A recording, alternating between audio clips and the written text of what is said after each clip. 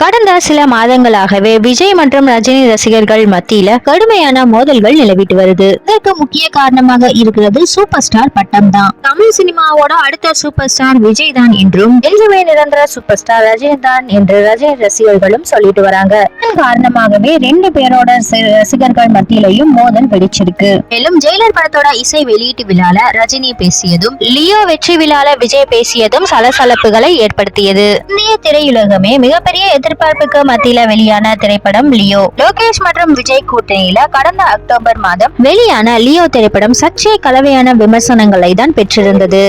அந்த படத்துல விஜயோட நடிப்பு அபாரமாக இருந்ததாக பலரும் பாராட்டினாங்க.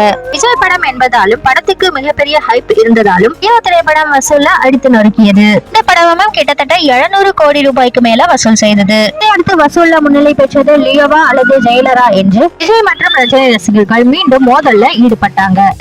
லியோ மற்றும் ஜெயிலர்னு ரெண்டு திரைப்படமுமே சன் டிவில ஒளிபரப்பு செய்யப்பட்டது. இந்த ரெண்டு படங்கள்ல என்ன படம் டிஆர்பில சாதனை படைத்தது என்று தெரிந்து கொள்ள ரசிகர்கள் ஆவலா இருந்தாங்க.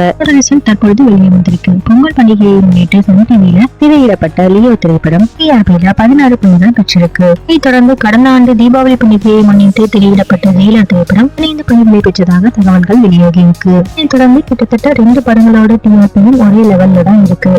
லியோவோட டிஆர்பி ரேட்டிங் அதிகமாக பதிவாகி உள்ளது குறிப்பிடத்தக்கது.